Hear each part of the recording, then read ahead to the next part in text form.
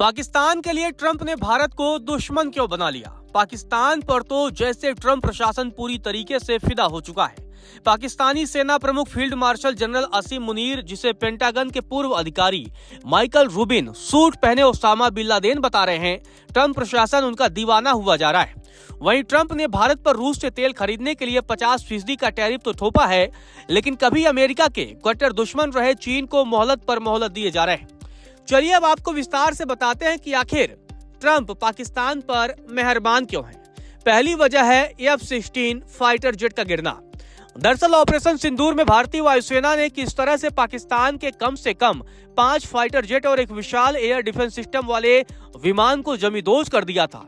Balakot air strike के दौरान भी इस तरह की रिपोर्ट थी कि भारत ने पाकिस्तानी एयरफोर्स का F-16 गिरा दिया था, लेकिन अब की बार पुष्टि इंडियन एयरफोर्स के चीफ ने की है। ऐसे में ट्रंप की खुन्नस की असली वजह ये हो सकती है। दूसरी वजह है, पिछले महीने सैटेलाइट तस्वीरों ने यह भी स्पष्ट कर दिया था कि ऑपरेशन सिंदूर के दौरान भारतीय मिसाइलें पाकिस्तान के कुख्यात कैराना हिल्स पर गिरी थी। कैराना हिल्स का सरगोदा ही वह स्थान है जहां पाकिस्तान कथित रूप से अपने परमाणु बमों का जखीरा रखता है। पाकिस्तान के परमाणु कार्यक्रम में अमेरिकी भूमिका को लेकर भी जानकार संदेह जताते रहे।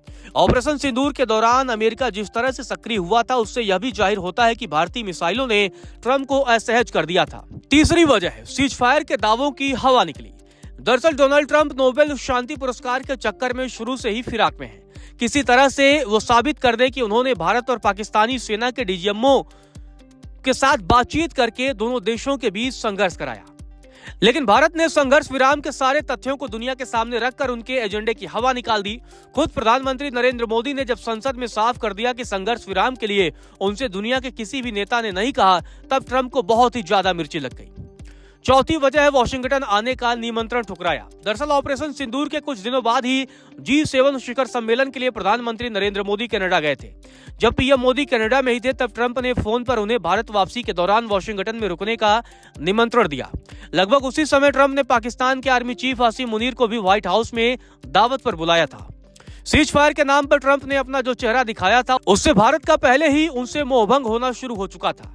अलबत्ता पीएम मोदी ने बहुत ही शालीनता से धन्यवाद देते हुए घरेलू व्यस्तता का हवाला देकर उनका निमंत्रण ठुकरा दिया। शायद ट्रंप को लग रहा था कि मुनीर और पीएम मोदी को व्हाइट हाउस में लाकर वह अपने नोबेल पक्की कर लेंगे, लेकिन उनके मंसूबों पर भारत ने पूरी तरह से पानी फेर दिया। पांचवी वजह है, टैरिफ पर नहीं चली है ट्रंप की दादागिरी। दरअसल भारत के साथ व्यापार समझौते में ट्रंप चाहते थे कि यह देश अमेरिकी अनाज और डेयरी प्रोडक्ट के लिए अपनी सीमाएं खोल दे, लेकिन हमेशा से भारत कृषि प्रधान रहा है और भारत को यह किसी भी कीमत पर मंजूर नहीं था। वह जमाना जा चुका है जब भारत में खाद्यान्न संकट था। आज दुनिया के कई देश भारत के खाद्यान्न के भरोसे जीवित हैं। ट्रंप को लगा कि शायद वह पीएम मोदी के साथ अपनी कूटनीतिक मित्रता का इस्तेमाल करके उन्हें मना लेंगे, लेकिन पीएम मोदी ने साफ कर दिया कि उनकी सरकार देश के किसानों, पशुपालकों और मछुआरों के हितों से समझौता नहीं कर सकती है, क्योंकि इसमें राष्ट्रहित नहीं है। बस ट्रंप ने भारत के खिलाफ मोर्चा ही खोल दिया, जिसकी अमेरिका को भविष्य में भारी कीमत भी चुकानी पड़ सकती है।